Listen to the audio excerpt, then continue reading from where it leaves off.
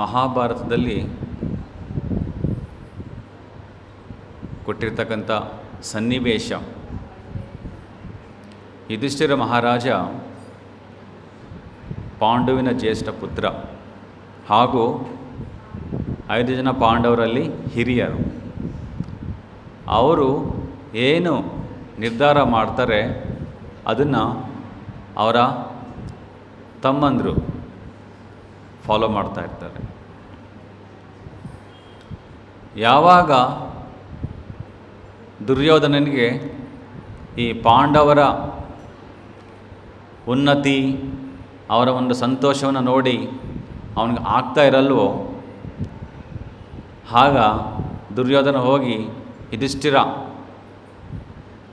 ಅಲ್ಲ ಅವರ ತಂದೆ ಧೃತರಾಷ್ಟ್ರನಿಗೆ ಕೇಳ್ಕೊಳ್ತಾರೆ, ಹೇಗಾದರೂ ಮಾಡಿ ಯುಧಿಷ್ಠಿರ ಮಹಾರಾಜನ್ನು ಇಲ್ಲಿ ಕರೆತಂದು ಜೂಜಾಡಲಿಕ್ಕೆ ಪ್ರೇರಣೆ ಮಾಡಿ ಅಂತ. ಆಗ ಧೃತರಾಷ್ಟ್ರ ಪತ್ರ ಕಳಿಸ್ಕೊಡ್ತಾರೆ ಯುಧಿಷ್ಠಿರ ಮಹಾರಾಜನಿಗೆ, ಈ ಥರ ಬರಬೇಕು. ಯುಧಿಷ್ಠಿರ ಮಹಾರಾಜ ಗೊತ್ತು, ನನಗೆ ಜೂಜಲ್ಲಿ ನಾನು ಅಷ್ಟು ನಿಪುಣನಲ್ಲ, ಈ ಒಂದು ಜೂಜಾಡೋಕ್ಕೆ ಶುರು ಮಾಡಿದ್ರೆ ನಾನು ಸೋಲ್ತೀನಿ ಅಂತ ಗೊತ್ತು. ಆದ್ರೂ ಒಬ್ಬ ಹಿರಿಯರು ಕರೆದಿದ್ದಾರೆ, ಅವರಿಗೆ ಗೌರವ ಕೊಟ್ಟು ಆ ಒಂದು ಸಭಾಂಗಣಕ್ಕೆ ಬರ್ತಾರೆ. ಆ ಸಭಾಂಗಣದಲ್ಲಿ ಶಕುನಿ ಮತ್ತು ದುರ್ಯೋಧನ ಇಬ್ಬರು ಛಲವಿಟ್ಟು ಪಾಂಡವರನ್ನು ಸೋಲಿಸ್ತಾರೆ. ಯುಧಿಷ್ಠಿರ ಮಹಾರಾಜ್ ಎಲ್ಲದನ್ನು ಕಳ್ಕೊಳ್ತಾರೆ. ಕಳ್ಕೊಂಡು ಕೊನೆಗೆ ಏನೂ ಇಲ್ದೇ ಅಲ್ಲಿಂದ ಹೋಗ್ತಾರೆ. ಆದರೆ ದುರ್ಯೋಧನಿಗೆ ಅಷ್ಟಕ್ಕೆ ಸಮಾಧಾನ ಇಲ್ಲ. ಅವಾಗೇನು ಮಾಡ್ತಾನೆ, ಮತ್ತೊಂದು ಬಾರಿ ಹೋಗಿ ತನ್ನ ತಂದೆ ಧೃತರಾಷ್ಟ್ರನ ಕೇಳ್ತಾನೆ, ಇನ್ನೊಂದು ಸಲ ಕರ್ಕೊಂಡು ಬನ್ನಿ, ಇನ್ನೊಂದು ಸಲ ಕರೆಸಿ ಯುಧಿಷ್ಠಿರ ಮಹಾರಾಜ ಮತ್ತು ಪಾಂಡವರನ್ನು. ಆವಾಗ ಧೃತರಾಷ್ಟ್ರ ಬೈತಾನೆ, ಇಷ್ಟೆಲ್ಲ ಮಾಡಿದ್ದಲ್ದೇ ಮತ್ತೆ ಕರಿಬೇಕಾ? ಆಗ ದುರ್ಯೋಧನ, ನೀ ಕರೀಲ್ಲ ಅಂದರೆ ನಾನು ಸುಸೈಡ್ ಮಾಡ್ಕೊಳ್ತೀನಿ. ಕೊನೆಗೆ ಮಗನ ಆ ಒಂದು ಹಠಕ್ಕೆ ಮತ್ತೆ ಧೃತರಾಷ್ಟ್ರ ಇನ್ನೊಂದು ಬಾರಿ ಕರೆಸ್ತಾನೆ, ಮತ್ತೊಂದು ಸಲ ಬನ್ನಿ, ಒಂದು ಸಲ ಸೋತಿದ್ದು ಸಾಕಾಗಿಲ್ಲ, ಇನ್ನೊಂದು ಸಲ ಬನ್ನಿ ಅಂತ ಕರೆಸ್ತಾನೆ. 2ನೇ ಬಾರಿ ಆ ಒಂದು ಇನ್ವಿಟೇಷನ್ ಬಂದಾಗ ಯುಧಿಷ್ಠಿರ ಮಹಾರಾಜ ಹೇಳ್ತಾನೆ, ನಾನು ಬೇಡ ಅಂದರೂ ಸಹ ವಿಧಿ ನನ್ನನ್ನು ಎಳಿತಾ ಇದೆ, ಹಾಗಾಗಿ ನಾನು ಏನು ಮಾಡಲಿಕ್ಕೂ ತಪ್ಪಿಸ್ಕೊಳ್ಳಿಕ್ಕೆ ಆಗೋದೇ ಇಲ್ಲ.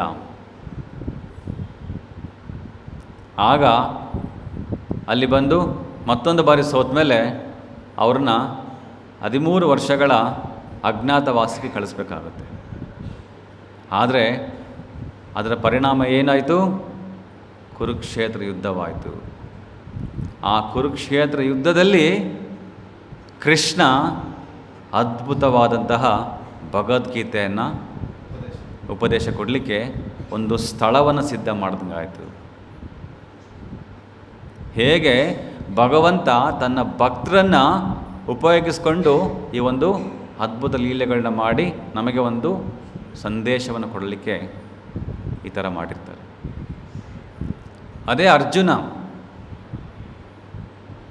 ಕೃಷ್ಣ ಅರ್ಜುನನ್ನೇ ಸೆಲೆಕ್ಟ್ ಮಾಡಿಕೊಂಡ್ರು ಭಗವದ್ಗೀತೆ ಹೇಳಲಿಕ್ಕೆ. ಭಕ್ತೋಸಿ ಮೇ ಸಖಾ ಚೇತಿ ರಹಸ್ಯಂ ಏತದುತ್ತಮಂ. ಅರ್ಜುನ, ನೀನು ನನ್ನ ಭಕ್ತ ಹಾಗೂ ನನ್ನ ಸಖ, ನಿನ್ನಷ್ಟು ಸಖ ನನಗೆ ಬೇರೆ ಯಾರೂ ಇಲ್ಲ, ಹಾಗಾಗಿ ನಾನು ಈ ಯುದ್ಧಕ್ಕೆ, ಈ ಒಂದು ಭಗವದ್ಗೀತೆ ಸಂದೇಶಕ್ಕೆ ನಿನ್ನನ್ನು ಆಯ್ಕೆ ಮಾಡಿದ್ದೀನಿ. ಆಗ ಅರ್ಜುನ ಹೇಳ್ತಾನೆ, ಆಯಿತು ನಾನು ಬರ್ತೀನಿ ಯುದ್ಧಕ್ಕೆ. ಆದರೆ ಯುದ್ಧ ಕುರುಕ್ಷೇತ್ರ ನಡೀತಾ ಇರಬೇಕಾದ್ರೆ 2 ಸೈನ್ಯಗಳು, ಒಂದು ಕಡೆ ಪಾಂಡವರದು, ಇನ್ನೊಂದು ಕಡೆ ಕೌರವರದು, ನಿಂತ್ಕೊಂಡು ಸಜ್ಜಾಗಿದೆ ಯುದ್ಧಕ್ಕೆ. ಆಗ ಕೃಷ್ಣ ತನ್ನ ರಥವನ್ನು ಕರ್ಕೊಂಡು ಬಂದು ನಿಲ್ಲಿಸ್ತಾನೆ. ಆದರೆ ಅರ್ಜುನಿಗೆ ದೂರದಿಂದ ಏನು ಕಾಣಿಸ್ತಾ ಇಲ್ಲ ಕ್ಲೀನಾಗಿ. ಆಗ ಕೃಷ್ಣ ಪರಮಾತ್ಮ ರೂಪದಲ್ಲಿ ಕುಂತ್ಕೊಂಡಿರ್ತಕ್ಕಂಥ ಭಗವಂತ ಮನಸ್ಸಿನಲ್ಲಿ ಅರ್ಜುನಿಗೆ ಒಂದು ಆಲೋಚನೆ ಕೊಡ್ತಾನೆ. ಏನು? ಈ ಒಂದು ರಥವನ್ನು ಇನ್ನೂ ಸ್ವಲ್ಪ ಮುಂದಕ್ಕೆ ತಗೊಂಡೋಗಿ ನಿಲ್ಲಿಸು, ಆಗ ಎಲ್ಲರೂ ನನಗೆ ಕಾಣಿಸ್ಲಿ. ಅರ್ಜುನ ಹೇಳ್ತಾನೆ ಅವಾಗ. ಸೇನಯೋರುಭಯೋರ್ಮಧ್ಯೆ ರಥಂ ಸ್ಥಾಪಯಮಚ್ಯುತ ಯಾವದೇತ ನಿರೀಕ್ಷೇಹಂ ಯೋಧು ಕಾಮಾನ್ ಅವಸ್ಥಿತಾನ್. ಕೃಷ್ಣ ಈ ಒಂದು ರಥವನ್ನು ಎರಡೂ ಸೇನೆಗಳ ನಡುವೆ ನಿಲ್ಲಿಸು. ಕೃಷ್ಣ ನಗ್ತಾ ಇರ್ತಾನೆ, ಎಲ್ಲ ನನ್ನ ಪ್ರಕಾರ ನಡೀತಾ ಇದೆ ಇಲ್ಲಿ. ಆಗ ಅರ್ಜುನನ್ನು ಕರ್ಕೊಂಡು ಹೋಗ್ತಾನೆ ನಡುವೆ. ಅಲ್ಲಿ ಅರ್ಜುನ ನೋಡಿದ ತಕ್ಷಣವೇ ಅರ್ಜುನಗೆ ದಿಗ್ಭ್ರಮೆ ಆಗುತ್ತೆ. ಯಾಕಂದರೆ ಕೌರವರು ಕಡೆ ಬಂದಿರತಕ್ಕಂಥವರು ತನ್ನ ಚಿಕ್ಕಪ್ಪನ ಮಕ್ಕಳು ದುರ್ಯೋಧನ, ದುಶ್ಯಾಸನ ಮತ್ತು ಎಷ್ಟೊಂದು ಮೊಮ್ಮಕ್ಕಳು ಎಲ್ಲರೂ ಬಂದಿರ್ತಾರೆ. ತನ್ನ ಗುರು ದ್ರೋಣಾಚಾರ್ಯ, ಆಗ ತನ್ನ ಪಿತಾಮಹ ಭೀಷ್ಮ ಎಲ್ಲರೂ ನೋಡಿ ಅವನ ಮನಸ್ಸು ಕರಗೋಗುತ್ತೆ, ಕುಗ್ಗೋಗುತ್ತೆ. ಆಗ ಅರ್ಜುನ ಅಳ್ತಾನೆ. ಗೊತ್ತಾಗಲ್ಲ ಏನು ಮಾಡಬೇಕು, ಈ ಒಂದು ಧರ್ಮ ಸಂಕಟಕ್ಕೆ ಸಿಕ್ಕೊಂಡ್ಬಿಟ್ಟಿದ್ದೀನಿ. ನಾನು ಯುದ್ಧಕ್ಕೆ ಬಂದಿದ್ದು ಯಾರನ್ನೋ ಒಬ್ಬ ಶತ್ರುನ ಹೊಡೆದಾಕ್ಲಿಕ್ಕೆ ಅಂದ್ಕೊಂಡ್ರೆ ಇಲ್ಲಿ ನನ್ನ ಶತ್ರು ಬೇರೆ ಯಾರೂ ಅಲ್ಲ, ನನ್ನ ಬಂಧುಗಳು, ನನ್ನ ಮಿತ್ರರು, ನನ್ನ ಚಿಕ್ಕಪ್ಪನ ಮಕ್ಕಳು, ನನ್ನ ತಮ್ಮಂದಿರು, ನನ್ನ ಮಕ್ಕಳು, ನನ್ನ ಮೊಮ್ಮಕ್ಕಳು. ನೋಡಿ ಅರ್ಜುನ ಕಣ್ಣೀರಿಸ್ತಾನೆ. ಆಗ ಕೃಷ್ಣ ನಗ್ತಾನೆ ಅರ್ಜುನನ ನೋಡಿ. ಅರ್ಜುನ ಏನು ಗೊತ್ತಾಗ್ತಿರ್ತಕ್ಕಂಥ ಆ ಸಂದರ್ಭದಲ್ಲಿ ಕೃಷ್ಣನಿಗೆ ಶರಣಗತಿ ಆಗ್ತಾನೆ. ಕಾರ್ಪಣ್ಯ ದೋಷೋಪಹತ ಸ್ವಭಾವ ಪೃಚ್ಛಾಮಿ ತಂ ಧರ್ಮ ಸಮ್ಮೂಢಚೇತ ಯಶ್ರೇಯಶ್ಚ ನಿಶ್ಚಿತಂ ಬ್ರೂಹಿ ತನ್ಮೇ ಶಿಷ್ಯಸ್ತೆ ಹಂಸಾದಿ ಮಾಂ ತಂ ಪ್ರಪನ್ನಂ. ಕೃಷ್ಣ, ನಾನು ನಿನ್ನ ಶಿಷ್ಯನಾಗೋಗ್ಬಿಡ್ತೀನಿ. ಯಾಕೆಂದರೆ ಈ ಒಂದು ಧರ್ಮ ಸಂಕಟದಲ್ಲಿ ನಾನು ಏನು ಮಾಡ್ಬೇಕಂತ ನನಗೆ ತೋಚ್ತಾನೇ ಇಲ್ಲ. ಹಾಗಾಗಿ ನನ್ನನ್ನು ಶಿಷ್ಯನಾಗಿ ಸ್ವೀಕರಿಸಿ ನನಗೆ ಉಪದೇಶ ಕೊಡು. ಆಗ ನಾನು ಏನು ಮಾಡಬೇಕು, ಯಾವುದು ಸರಿ ಯಾವುದು ತಪ್ಪು ಅನ್ನೋದನ್ನು ನಾನು ಅರಿತು ಮಾಡಲಿಕ್ಕೆ ಸಹಾಯ ಆಗುತ್ತೆ ಅಂತ ಕೇಳ್ತಾರೆ. ನೋಡಿ, ಕೃಷ್ಣ ಯುಧಿಷ್ಠಿರ ಮಹಾರಾಜನ ಉಪಯೋಗಿಸ್ಕೊಂಡು ಕುರುಕ್ಷೇತ್ರದ ಯುದ್ಧಕ್ಕೆ ಸಜ್ಜಾದರು. ಇಲ್ಲಿ ಹರೇ ಕೃಷ್ಣ ಅರ್ಜುನನ ಉಪಯೋಗಿಸ್ಕೊಂಡು ಅರ್ಜುನನ ಒಂದು ಮನ ಕುಗ್ಗತೆ, ಮನದ ಒಂದು ವೀಕ್ನೆಸ್, ತನ್ನ ಬಂಧುಗಳು ಬಾಂಧವರಿಗಿರ್ತಕ್ಕಂಥ ಒಂದು ಅಟ್ಯಾಚ್ಮೆಂಟನ್ನು ಉಪಯೋಗಿಸ್ಕೊಂಡು ಅರ್ಜುನನ ಹೇಳ್ಕೊಂಡು ಬಂದು ಇಲ್ಲಿ ಕೃಷ್ಣ ಆ ಒಂದು ಸನ್ನಿವೇಶದಲ್ಲಿ ಭಗವದ್ಗೀತೆಯನ್ನು ಹೇಳಲಿಕ್ಕೆ ಸಜ್ಜು ಮಾಡಿಕೊಂಡ್ರು. ಅದೇ ಪ್ರಕಾರನೇ ಇವತ್ತಿನ ಶ್ಲೋಕದಲ್ಲಿ ಹೇಳ್ತಾರೆ, ಪರೀಕ್ಷಿತ ಮಹಾರಾಜ ಅರ್ಜುನನ ಮೊಮ್ಮಗ, ಅವನು ಒಬ್ಬ ಶ್ರೇಷ್ಠ ರಾಜ. ಎಷ್ಟು ಶ್ರೇಷ್ಠ ಅಂತಂದರೆ ಇಡೀ ಸಾಮ್ರಾಜ್ಯದಲ್ಲಿ ಒಂದು ಪಾಪದ ಕಾರ್ಯಗಳು ನಡೀತಾ ಇರಲಿಲ್ಲ. ಜೂಜಾಡೋದಾಗಲಿ, ಮಾಂಸ ಸೇವನೆ ಮಾಡೋದಾಗಲಿ, ಅನೈತಿಕ ಸಂಬಂಧಗಳಾಗಿರಲಿ, ಇವ್ಯಾವುದು ನಡೀತಾ ಇರಲಿಲ್ಲ. ಅಷ್ಟು ಅಚ್ಚುಕಟ್ಟಾಗಿ ತನ್ನ ರಾಜ್ಯವನ್ನು ನಡೆಸ್ಕೊಂಡು ಹೋಗಿರ್ತಕ್ಕಂಥ ರಾಜ ಪರೀಕ್ಷಿತ ಮಹಾರಾಜ. ಒಂದು ಬಾರಿ ಹೀಗೆ ಒಂದು ರಾಜ್ಯವನ್ನು ನೋಡ್ಲಿಕ್ಕೆ ಹೋಗಬೇಕಾದ್ರೆ ಅಲ್ಲಿ ಒಬ್ಬ ಕಪ್ಪುಗಾಗಿರ್ತಕ್ಕಂಥ ಒಬ್ಬ ಪುರುಷ ಒಂದು ಹಸುವನ್ನು ಅದಕ್ಕೆ ಹಿಂಸೆ ಕೊಡ್ತಾ ಇರ್ತಾನೆ. ಅದನ್ನು ನೋಡಿ ತಳ್ಕೊಳ್ಳೋಕ್ಕಾಗ್ದೇ ಪರೀಕ್ಷಿತ ತನ್ನ ಒಂದು ರಥದಿಂದ ಕೆಳಗಿಳಿದು ಖಡ್ಗವನ್ನು ತೆಗೆದು ಆ ಒಂದು ಕಪ್ಪು ವ್ಯಕ್ತಿಯನ್ನು ಸಾಯಿಸ್ಲಿಕ್ಕೆ ಹೋಗ್ತಾರೆ. ಆ ಕಪ್ಪು ವ್ಯಕ್ತಿ ಬೇರೆ ಯಾರೂ ಅಲ್ಲ, ಕಲಿಪುರುಷ. ಆಗ ಕಲಿಪುರುಷ ಗೊತ್ತಾಯಿತು, ಪರೀಕ್ಷಿತ ಮಹಾರಾಜ ಒಂದು ಬಾರಿ ಖಡ್ಗ ಇಟ್ಟಿದ್ರೆ ಯಾರು ಉಳಿಯೋಕ್ಕೆ ಸಾಧ್ಯನೇ ಇಲ್ಲ. ಹಾಗಾಗಿ ಕಲಿಪುರುಷ ಚಾಣಾಕ್ಷವಾಗಿ ಪರೀಕ್ಷಿತನ ಕಾಲು ಹಿಡ್ಕೊಂಡ್ಬಿಡ್ತಾನೆ, ಕ್ಷಮಿಸ್ಬಿಡಿ ನನ್ನನ್ನು ಅಂತ. ಇದು ಮನುಸ್ಮೃತಿಯಲ್ಲಿ ಬರ್ತಕ್ಕಂತಹ ಉಪದೇಶಗಳು. ಯಾರಾದರೂ ನಮಗೆ ಶರಣಾಗತಿ ಆದರೆ ಅವ್ರನ್ನ ಕ್ಷಮಿಸಬೇಕು.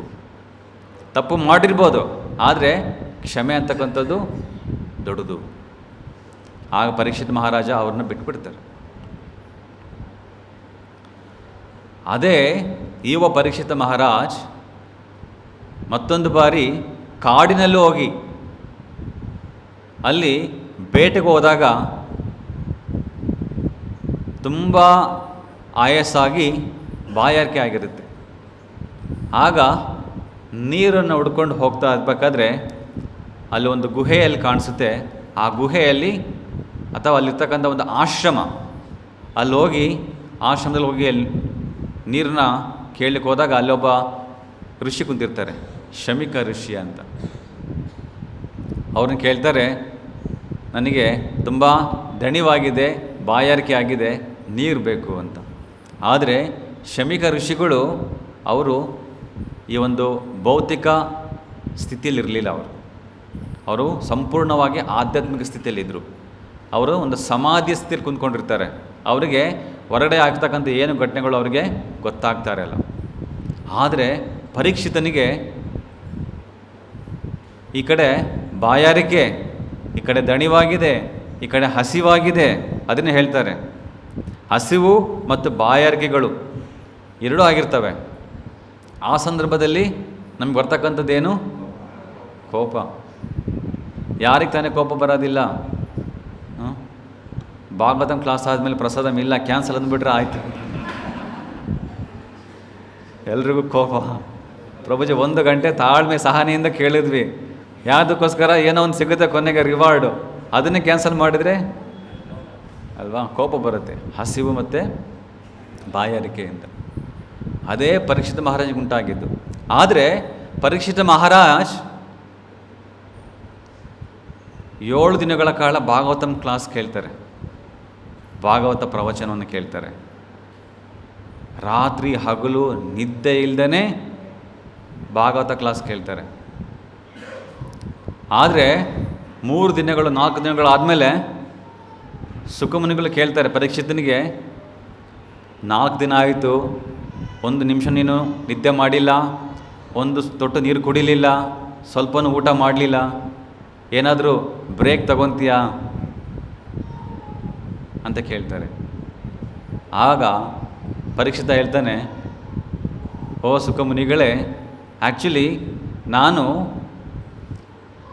ನೀರು ಕುಡಿದೇ ಇರ್ಬೋದು, ಅನ್ನ ತಿಂದೇ ಇರ್ಬೋದು, ಆದರೆ ಭಗವಂತನ ಕೃಷ್ಣನ ಕತೆ ಅಮೃತವನ್ನು ನಾನು ಕಿವಿಗಳ ಮೂಲಕ ಕುಡಿತಾ ಇದ್ದೀನಿ. ಹಾಗಾಗಿ ನನಗೆ ಯಾವುದೇ ದಣಿವು ಹಸಿವು ಆಗ್ತಾ ಇಲ್ಲ. ನೋಡಿ, 7 ದಿನಗಳ ಕಾಲ 1 ತೊಟ್ಟು ನೀರು ಇಲ್ಲದೇ ಪರೀಕ್ಷಿತ ಮಹಾರಾಜ ಅಷ್ಟು ಶ್ರದ್ಧೆಯಿಂದ ಭಾಗವತವನ್ನು ಕೇಳಿದ. ಆದರೆ ಕಾಡಿನಲ್ಲಿ ಕೇವಲ 1 ಗಂಟೆ ಬೇಟೆಗೆ ಹೋದ ತಕ್ಷಣ ತುಂಬ ದಣಿವಾಯಿತು, ಹಸಿವಾಯಿತು, ಬಾಯಾರಿಕೆ ಆಯಿತು. ಆಗ ಪರೀಕ್ಷಿತ ಮಹಾರಾಜ್ ಮಾಡಿದ್ದೇನು? ಅಲ್ಲಿರ್ತಕ್ಕಂತಹ ಒಂದು ಹಾವನ್ನು, ಅಂದರೆ ಇಲ್ಲಿ ಬರೀತಾರೆ, ಅಸೂಯೆ ಮತ್ತು ಕೋಪ ಬರುತ್ತೆ ಪರೀಕ್ಷಿತ ಮಹಾರಾಜನಿಗೆ ಬರೀ 1 ಗಂಟೆ ಉಪವಾಸ ಮಾಡಿದ್ದಕ್ಕೆ. ಆದರೆ 7 ದಿನ ಉಪವಾಸ ಮಾಡಿದ್ದಕ್ಕೆ ಹಸಿವೆ ಇಲ್ಲ, ಬಾಯಾರಿಕೆನೂ ಇಲ್ಲ. ಸೊ ಇದರಿಂದ ಅರ್ಥ ಆಗೋದೇನು ನಮಗೆ? ಇದು ಪರೀಕ್ಷಿತ ಮಹಾರಾಜನ ವರ್ತನೆ ಅಲ್ಲ, ಅಭೂತಪೂರ್ವಂ ಸಹಸ. ಇದು ತುಂಬ ಆಗಿರ್ತಕ್ಕಂಥ ಒಂದು ಘಟನೆ. ಏನು? ತಾನು ಒಬ್ಬ ಋಷಿಯ ಮೇಲೆ ಕೋಪವನ್ನು ತೋರಿಸತಕ್ಕಂಥದ್ದು. ಋಷಿಯ ಮೇಲೆ ಕೋಪ. ಇಲ್ಲಿ ಕಲಿ ಪುರುಷನಿಗೆ ಕೋಪ ತೋರಿಸಿಲ್ಲ, ಕಲಿಶ ಪುರುಷನಿಗೆ ಬಿಟ್ಬಿಟ್ರು, ಆಯಿತು ಹೋಗು ಬದುಕೋ. ಆದರೆ ಇಲ್ಲಿ ಒಬ್ಬ ಋಷಿಮುನಿ ಮೇಲೆ ಕೋಪ ತೋರಿಸಿದ್ರ. ಅಭೂತಪೂರ್ವ. ಇದು ಯಾವತ್ತೂ ಕೇಳಿರ್ತಕ್ಕಂಥದ್ದಲ್ಲ. ಇದು ಪರೀಕ್ಷಿತ ಮಹಾರಾಜನ ಒಂದು ವರ್ತನೆ ಅಲ್ಲ. ಇದರಿಂದ ಯಾರೋ ಒಂದು ಕೈವಾಡ ಇದೆ. ಯಾರು ಕೈವಾಡ ಇದೆ? ಇಲ್ಲಿ ಹೇಳ್ತಾರೆ, ಇದು ಭಗವಂತನ ಇಚ್ಛೆಯಿಂದ, ಕೃಷ್ಣನ ಇಚ್ಛೆಯಿಂದ ಪರೀಕ್ಷಿತ ಮಹಾರಾಜನಿಗೆ ಕೋಪ ಬಂತು, ಅಸೂಯೆ ಉಂಟಾಯಿತು. ಹಾಗಾಗಿ ಇದನ್ನು ಯಾಕೆ ಭಗವಂತ ಆ ಒಂದು ಅಸೂಯೆ ಮತ್ತು ಕೋಪವನ್ನು ಕೊಟ್ಟ ಪರೀಕ್ಷಿತ ಮಹಾರಾಜನಿಗೆ? ಆಗ ಏನಾಗುತ್ತೆ, ಪರೀಕ್ಷಿತ ಕೋಪಗೊಂಡು ಆ ಒಂದು ಸತ್ತೋಗಿರ್ತಕ್ಕಂಥ ಹಾವನ್ನು ಆ ಶಮಿಕ ಋಷಿಗಳ ಎದೆ ಮೇಲೆ ಕತ್ತಿನ ಮೇಲೆ ಹಾಕಿ ಕೊನೆಗೆ ಶಾಪಕ್ಕೆ ಈಡಾಗ್ತಾನೆ. ಆ ಶಾಪದಿಂದ ಅವನು ಸಾಮ್ರಾಜ್ಯನ ತೊರೆದು ಗಂಗಾ ತೀರಕ್ಕೆ ಹೋಗ್ತಾನೆ. ಅಲ್ಲಿ ಸುಖಮುನಿಗಳು ಬರ್ತಾರೆ, ಇಬ್ಬರ ನಡುವೆ ನಡೆಯುತ್ತೆ ಭಾಗವತ ಸಪ್ತ. ಆ ಒಂದು ಭಾಗವತವನ್ನು ಹೇಳಿಸ್ಲಿಕ್ಕೋಸ್ಕರ ಕೃಷ್ಣ ಪರೀಕ್ಷಿತ ಮಹಾರಾಜನನ್ನು ಒಬ್ಬ ಇನ್ಸ್ಟ್ರೂಮೆಂಟಾಗಿ ಉಪಯೋಗಿಸ್ಕೊಳ್ತಾರೆ. ಭಗವದ್ಗೀತೆಯನ್ನು ಹೇಳಲಿಕ್ಕೋಸ್ಕರ ಕೃಷ್ಣ ಅರ್ಜುನನ್ನು ಒಬ್ಬ ಇನ್ಸ್ಟ್ರೂಮೆಂಟಾಗಿ ಉಪಯೋಗಿಸ್ಕೊಳ್ತಾರೆ. ಕುರುಕ್ಷೇತ್ರದಲ್ಲಿ ಭಗವಂತ ಎಲ್ಲ ಒಂದು ದುಷ್ಟಶಕ್ತಿಗಳನ್ನ ಭಗವಂತ ಬಂದಿದ್ದು 3 ಉದ್ದೇಶಕ್ಕೆ, ಹೌದಾ? ಪರಿತ್ರಾಣಾಯ ಸಾಧೂನಾಂ ವಿನಾಶಾಯ ಚ ದುಷ್ಕೃತಂ ಧರ್ಮ ಸಂಸ್ಥಾಪನಾರ್ಥಾಯ ಸಂಭವಾಮಿ ಯುಗೆ ಯುಗೆ. ಆ ಒಂದು ಎಲ್ಲ ದುಷ್ಟಶಕ್ತಿಗಳು ಕೌರವರ ಸಂಗಡಕ್ಕೆ ಸೇರ್ಕೊಂಡಿರ್ತವೆ. ಅದನ್ನು ತೊಲಗಲಿಕ್ಕೋಸ್ಕರ, ತೆಗೆದಾಕ್ಲಿಕ್ಕೋಸ್ಕರ ಕೃಷ್ಣ ಯುಧಿಷ್ಠಿರ ಮಹಾರಾಜನ ಉಪಯೋಗಿಸ್ಕೊಂಡು ಒಂದು ಜೂಜುವಿನ ಮೂಲಕ ಕುರುಕ್ಷೇತ್ರ ಯುದ್ಧವನ್ನು ನಡೆಸ್ಕೊಳ್ತಾರೆ. ಹಾಗಾಗಿ ಯಾರು ಶುದ್ಧ ಭಕ್ತರಿರ್ತಾರೋ ಅವರು ಭಗವಂತನ ಇಚ್ಛೆಗೆ, ಭಗವಂತ ಹೇಗೆ ಬೇಕೋ ಹಾಗೆ ಉಪಯೋಗಿಸ್ಕೊಳ್ತಾರೆ. ನಮಗೆ ಹೊಟ್ಟೆ ಸ್ವತಃ ನಮ್ಗೆ ಕೋಪ ಬರುತ್ತೆ, ಮನೇಲಿ ರೇಗಾಡ್ತೀವಿ, ತಟ್ಟೆಗಳನ್ನ ತೂರಾಡ್ತೀವಿ. ಇದು ಭಗವಂತ ನಮಗೋಸ್ಕರ ಮಾಡಿಸ್ತೆ ಅಂತ ಅಂದ್ಕೊಳ್ಳೋಕೆ ಹೋಗಬೇಡಿ. ನಾವು ಶುದ್ಧ ಭಕ್ತರಲ್ಲ. ಭಗವಂತ ನಮ್ಮನ್ನು ಉಪಯೋಗಿಸ್ಕೊಳ್ತಕ್ಕಂತಹ ಅರ್ಹತೆ ನಮಗಿನ್ನೂ ಬಂದಿಲ್ಲ, ಹೌದಾ? ಅದು ನಮ್ಮಲ್ಲಿರ್ತಕ್ಕಂಥ ಒಂದು ನ್ಯೂನತೆಗಳು, ನಮ್ಮಲ್ಲಿರ್ತಕ್ಕಂಥ ಒಂದು ದೋಷಗಳು. ಹಾಗಾಗಿ ಇಲ್ಲಿ ಪ್ರಭುಪಾದರು ಬರೀತಾರೆ, ಸಮಾಜದಲ್ಲಿ 5 ಜನ ಅವರು ತಪ್ಪು ಮಾಡಿದ್ರೂ ಸಹ ಅವರಿಗೆ ಶಿಕ್ಷೆ ಕೊಡಬಾರ್ದು. ಯಾರವರು 5 ಜನ? ಬ್ರಾಹ್ಮಣರು. ಅವರು ನಮಗೆ ತಪ್ಪು ಮಾಡಿದ್ರು ಅಂತ ಅನಿಸಿದ್ರು ಸಹ ಬ್ರಾಹ್ಮಣ ಯಾವುದೇ ಒಂದು ಶಿಕ್ಷೆಗೆ ಅರ್ಹರಾಗಲ್ಲ. 2ನೇವರು ವೃದ್ಧರು, ವಯಸ್ಸಾಗಿರ್ತಕ್ಕಂಥವರು ತಪ್ಪು ಮಾಡಿದ್ರು ಸಹ ಅವರಿಗೆ ನಾವು ಶಿಕ್ಷೆ ಕೊಡಬಾರ್ದು. 3ನೇವರು ಮಕ್ಕಳು, ಅವ್ರು ತಪ್ಪು ಮಾಡಿದ್ರು ಸಹ ಅವ್ರನ್ನ ನಾವು ಶಿಕ್ಷೆ ಮಾಡಬಾರ್ದು. ಅದಕ್ಕೆ ಸ್ಕೂಲಲ್ಲಿ ತಪ್ಪು ಮಾಡೋದು ಸುಮ್ಮನೆ ಇರಬೇಕು. ವೇದಿಕ್ ರೂಲ್ಸ್ ಬಂದಿದ್ದಾರೆ ಈಗ ಅವರು. ನಾವು ಸ್ಕೂಲ್ ಓದಬೇಕಾದ್ರೆ ಹಂಗೆ ಒಂದು ಕೋಲು ತಗೊಂಡು ಬಾರಿಸ್ತಾಯಿದ್ರು. ಇವಾಗ ಕೋಲು ಎಲ್ಲಿ ಇಡೋಂಗಿಲ್ಲ, ಅಲ್ಲಿ ಕೈ ಎತ್ತಂಗಿಲ್ಲ. ಯಾಕೆಂದರೆ ವೇದಿಕ್ ರೂಲ್ ಅಂತಾರೆ. ಚಿಕ್ಕ ಮಕ್ಕಳನ್ನ ಶಿಕ್ಷೆಗೆ ಅರ್ಹ ಮಾಡಬಾರ್ದು. ಹಾಗೂ ಹಸುನ ಯಾವುದೇ ಕಾರಣಕ್ಕೂ ಹಿಂಸಿಸಬಾರ್ದು. ಕೊನೆಯದಾಗಿ ಹೆಣ್ಣು ಮಕ್ಕಳು ಅವ್ರು ತಪ್ಪು ಮಾಡಿದ್ರು ಅದೇ ಕೃಷ್ಣ ಮಾತಾಜಿ ಅನ್ಬೇಕು. ಯಾಕೆ ಅಂದರೆ ಶಾಸ್ತ್ರದಲ್ಲಿ ಹೇಳ್ತಾರೆ, ಇವರು 5 ಜನ ರಕ್ಷಣೆಗೆ ಪಾತ್ರರಾದವರು. ಅವ್ರನ್ನ ಸದಾ ನಾವು ರಕ್ಷಿಸಬೇಕು. ಅವರು ಇನ್ನೊಬ್ಬರ ಮೇಲೆ ಅವಲಂಬಿತವಾಗಿರ್ತಾರೆ. ಬ್ರಾಹ್ಮಣರು ಕ್ಷತ್ರಿಯ ಮೇಲೆ ಅವಲಂಬಿತವಾಗಿರ್ತಾರೆ. ಮಕ್ಕಳು ತಂದೆ ತಾಯಿ ಮೇಲೆ ಅವಲಂಬಿತವಾಗಿರ್ತಾರೆ. ಹೆಂಡತಿ ಗಂಡನ ಮೇಲೆ ಅವಲಂಬವಾಗಿರ್ತಾರೆ. ಹಸುಗಳು ಅದನ್ನು ನೋಡ್ಕೊಳ್ತಕ್ಕಂಥ ವ್ಯಕ್ತಿ ಮೇಲೆ ಅವಲಂಬವಾಗಿರ್ತಾರೆ. ಹಾಗಾಗಿ ಯಾರು ಅವಲಂಬನೆ ಆಗಿರ್ತಾರೋ ಅಂಥವ್ರನ್ನ ತಪ್ಪು ಮಾಡೋದು ಸಹ ಅವ್ರನ್ನ ಕ್ಷಮಿಸಬೇಕು. ಯಾಕಂದರೆ ಅವರು ಶರಣಾಗತಿನ ಸ್ವೀಕರಿಸಿರ್ತಾರೆ. ನೋಡಿ, ಕಲಿಪುರುಷ ಅಂತಹ ಒಬ್ಬ ಘೋರ ವ್ಯಕ್ತಿಯನ್ನೇ ಪರೀಕ್ಷಿತ ಮಹಾರಾಜ ಕ್ಷಮಿಸಿಬಿಟ್ರು. ಯಾಕೆ? ಶರಣಾಗತಿ ಸ್ವೀಕರಿಸ್ಕೊಂಡಿದ್ದಕ್ಕೆ. ಹಾಗಾಗಿ ಅದೇ ಕೃಷ್ಣ ಹೇಳ್ತಾನೆ. ಅದೇ ಕೃಷ್ಣನಿಗೆ ಶರಣಾಗತಿ ನಾವು ಮಾತ್ರ ಏನಾಗುತ್ತೆ? ಸರ್ವಧರ್ಮಾನ್ ಪರಿತ್ಯಜ್ಯ ಮಾಮೇಕಂ ಶರಣಂ ವ್ರಜ. ಎಲ್ಲದನ್ನು ಬಿಟ್ಟು ನಾನು ಶರಣಾಗತಿ ಆಗು. ಪರೀಕ್ಷಿತ ಮಹಾರಾಜ ಶರಣಾಗತಿ ಆದರು. ಯಾರು? ಕಲಿಪುರುಷ ಪರೀಕ್ಷಿತನಿಗೆ ಶರಣಾಗತಿ ಆದರು. ಆವಾಗ ಅವ್ರನ್ನ ಸಾಯಿಸ್ತಾ ಬಿಟ್ಟರು. ಆದರೆ ಕೃಷ್ಣನಿಗೆ ಶರಣಾಗತಿ ಆದರೆ ಏನಾಗುತ್ತೆ? ಅಹಂ ತಂ ಸರ್ವ ಪಾಪ್ಯಭ್ಯೋ ಮೋಕ್ಷಯಿಷ್ಯಾಮಿ ಮಾ ಶುಚಃ. ಎಲ್ಲ ಕರ್ಮಗಳನ್ನ ನೀವು ಮಾಡಿರ್ತಕ್ಕಂಥ ಎಷ್ಟೋ ಅನೇಕ ಜನ್ಮಗಳ ಕರ್ಮಗಳನ್ನ ನಾನು ತೆಗೆದಾಕ್ಬಿಡ್ತೀನಿ. ಅದು ಭಗವಂತನಿಗೆ ಶರಣಾಗತಿ ಆಗೋದ್ರಿಂದ ನಮಗೆ ಬರ್ತಕ್ಕಂಥ ಫಲ. ನಾವು ಎಷ್ಟೊಂದು ಶರಣಾಗತಿನ ಸ್ವೀಕರಿಸಿದ್ದೀವಿ. ನಾವು ಯಾವುದಾದ್ರೂ ಒಂದು ಏರೋಪ್ಲೇನ್ ಹತ್ಕೊಂಡ್ರೆ ನಾವು ಪೈಲಟ್ಗೆ ಶರಣಾಗತಿ ಆಗಿರ್ತೀವಿ, ಯಾಕಂದ್ರೆ ನಮ್ಮ ಜೀವನ ಅವನ ಕೈಲಿರುತ್ತೆ. ರೈಲ್ ಹತ್ಕೊಂಡ ತಕ್ಷಣ ಕೋ ಪೈಲಟ್ ಒಂದು ನಮಸ್ಕಾರ ಮಾಡಿ ಚೆನ್ನಾಗಿ ಓಡಿಸಪ್ಪ. ಬಸ್ ಹತ್ಕೊಂಡ್ರೆ ಡ್ರೈವರ್, ನಾವು ಕುತ್ಕೊಂಡಿದ್ದೀವಿ ಹಿಂದ್ಗಡೆ, ಶರಣಾಗತಿ ಆಗಿರ್ತೀವಿ. ಅದೇ ನೀವು ಈ ಬಾರ್ಬರ್ ಶಾಪಿಗೆ ಹೋದರೆ ಪೂರ ಕಣ್ಣು ಮುಚ್ಕೊಂಡ್ಬಿಟ್ಟು ಹಿಂಗೆ ಕತ್ತು ಕೊಟ್ಬಿಟ್ಟಿರ್ತೀವಿ, ಹಿಂಗೆ ಅವನ ಕೈಯಲ್ಲಿ ಚಾಕು ಇರುತ್ತೆ. ಫುಲ್ ಶರಣಾಗತಿ, ಎಲ್ಲ ಕಡೆ ಶರಣಾಗತಿ ಆಗಿದ್ದೀವಿ. ಆದರೆ ಭಗವಂತನಿಗೆ ಬಂದ್ರಾಗೆ ಶರಣಾಗತಿ ಆದರೆ ನಿಜವಾಗ್ಲೂ ಶರಣಾಗತಿ ಆಗಬೇಕಾ ನಾವು ಅಂತ ಯೋಚನೆ ಮಾಡ್ತೀವಿ. ನೀವು ಆಲ್ರೆಡಿ ಶರಣಾಗತಿ ಆಗೋಗ್ಬಿಟ್ಟಿದ್ದೀವಿ ಎಲ್ಲ ಕಡೆಯೂ. ಆದರೆ ಇಲ್ಲಿ ಭಗವಂತ ನನಗೆ ಶರಣಗತಿಯಾಗಿ, ಆವಾಗ ನಿಮಗೆ ಎಲ್ಲ ಒಂದು ಕರ್ಮಗಳ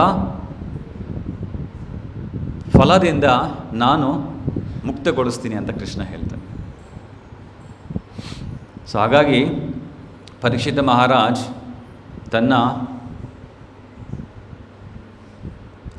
ತಂದೇನಿಲ್ಲ, ಇದು ಭಗವಂತ ನನ್ನನ್ನು ಉಪಯೋಗಿಸ್ಕೊಂಡು ಈ ಒಂದು ಇದಕ್ಕೆ ಸಜ್ಜು ಮಾಡ್ತಾ ಇದ್ದಾನೆ ಅಂತ ಅರಿವಾಗುತ್ತೆ. ಅದೇ ಒಬ್ಬ ಭಕ್ತರು ಯಾವುದೇ ಕಾರಣಕ್ಕೂ ಕೋಪ ಮಾಡ್ಕೊಳ್ಳಲ್ಲ. ಯಾಕೆಂದರೆ ಭಗವದ್ಗೀತೆಯಲ್ಲಿ ಕೃಷ್ಣ ಹೇಳ್ತಾರೆ, ಭಾಗವತದಲ್ಲಿ ಕೂಡ ಕೃಷ್ಣ ಹೇಳ್ತಾರೆ, ಅದ್ವೇಷ್ಟ ಸರ್ವಭೂತಾನಾಂ ಮೈತ್ರ ಕರಣ ಏವಚ ನಿರ್ಮಮೋ ನಿರಹಂಕಾರ ಸಮ ದುಃಖ ಸುಖ ಕ್ಷಮಿ. 12ನೇ ಅಧ್ಯಾಯದಲ್ಲಿ ಕೃಷ್ಣ ಹೇಳ್ತಾನೆ, ಅದ್ವೇಷ್ಟ ಸರ್ವಭೂತಾನಾಂ,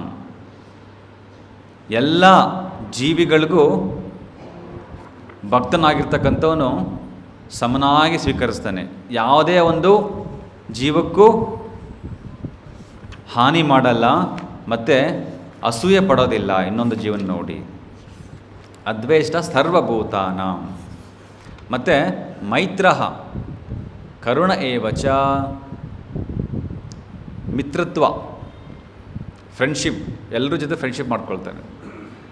ಮತ್ತು ಯಾರು ಕಿರಿಯರಿರ್ತಾರೋ ಇಲ್ಲ ಕಿರಿಯ ಜೀವಿಗಳಿರ್ತಾವೋ ಅವಕ್ಕೆ ಕರುಣೆ ತೋರಿಸ್ತಾನೆ. ಕರುಣ ಏವಚ ಕೃಷ್ಣ ಹೇಳ್ತಾರೆ. ಇದು ಒಬ್ಬ ಭಕ್ತನ ಲಕ್ಷಣಗಳು. ಭಕ್ತರಾದಮೇಲೆ ನಮಗೆ ಹೇಗೆ ನಾವು ಭಕ್ತಂತ ಅನ್ಸ್ಕೊಳ್ತೀವಿ? ಚಿಕ್ಕ ಚಿಕ್ಕ ವಿಷಯಗಳಿಗೆ ಕೋಪ ಮಾಡಿಸ್ಕೊಂಡು, ಕೆಲವೊಂದು ಸಲ ನಾವು ಭಗವದ್ಗೀತೆ ಓದ್ತಾ ಇರ್ತೀವಿ, ಜಪ ಮಾಡ್ತಾ ಇರ್ತೀವಿ, ದೇವಸ್ಥಾನಕ್ಕೆ ಹೋಗ್ತಾ ಇರ್ತೀವಿ.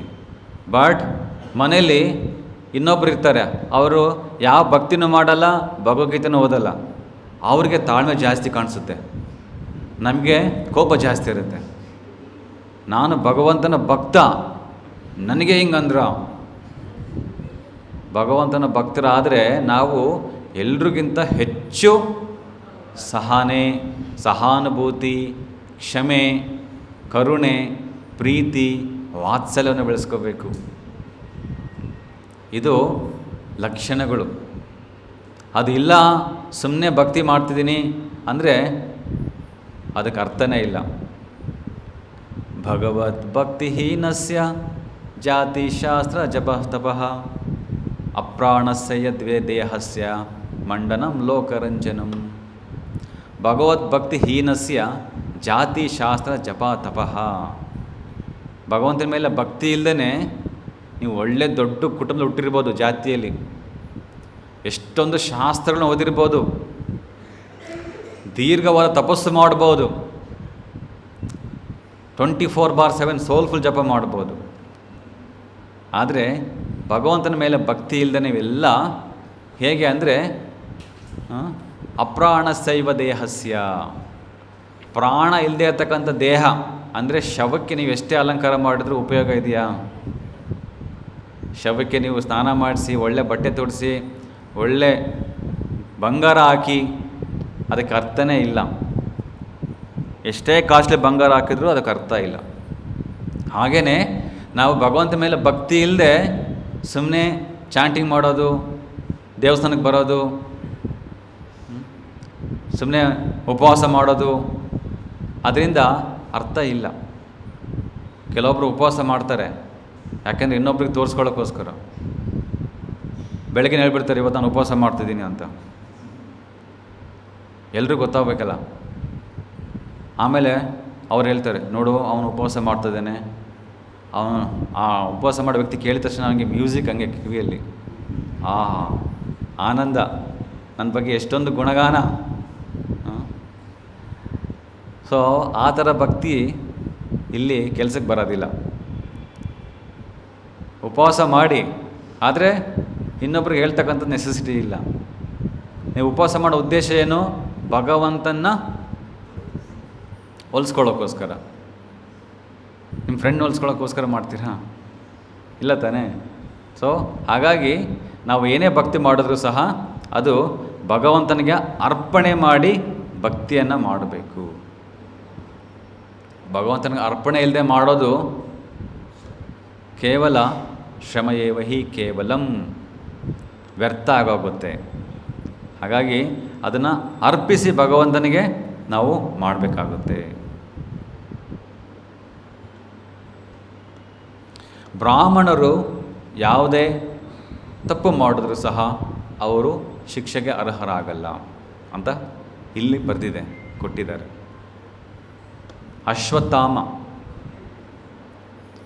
ದ್ರೋಣಾಚಾರ್ಯ ಒಬ್ಬ ಶ್ರೇಷ್ಠ ಬ್ರಾಹ್ಮಣ. ದ್ರೋಣಾಚಾರ್ಯನ ಮಗ ಅಶ್ವತ್ಥಾಮ.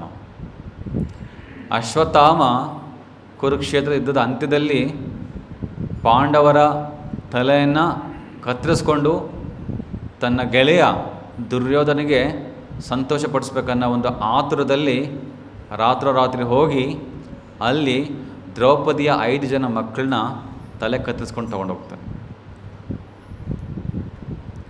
ಆಗ ದ್ರೌಪದಿಗೆ ಎಷ್ಟು ನೋವಾಗುತ್ತೆ. ಅದನ್ನು ನೋಡಿ ಅರ್ಜುನ ಮತ್ತು ಭೀಮನಿಗೆ ಎಂಥ ಕೋಪ ಬರುತ್ತೆ. ಆ ಅಶ್ವತ್ಥಾಮನ ಸಿಕ್ಕರೆ ಅವನ ತುಂಡು ತುಂಡಾಗಿ ಕತ್ತರಿಸಿ ಬಿಸಾಕುವಂಥ ಕೋಪ. ಆಗ ಅರ್ಜುನ ಹೋಗಿ ಅವನ ಹಿಂಬಾಲಿಸಿ ಅವನ ಸೆರೆ ಹಿಡ್ಕೊಂಡು ಎಳ್ಕೊಂಡು ಬರ್ತಾರೆ. ಆಗ ದ್ರೌಪದಿ ಕೇಳ್ಕೊಳ್ತಾಳೆ, ಅರ್ಜುನ ಅಶ್ವತ್ಥಾಮನ ಕೈಗಳನ್ನ ಕಟ್ಟಾಕಬೇಡ, ಬಿಟ್ಬಿಡು, ಬೇಡ, ಅವನು ನಮ್ಮ ಬ್ರಾಹ್ಮಣನ ಮಗ,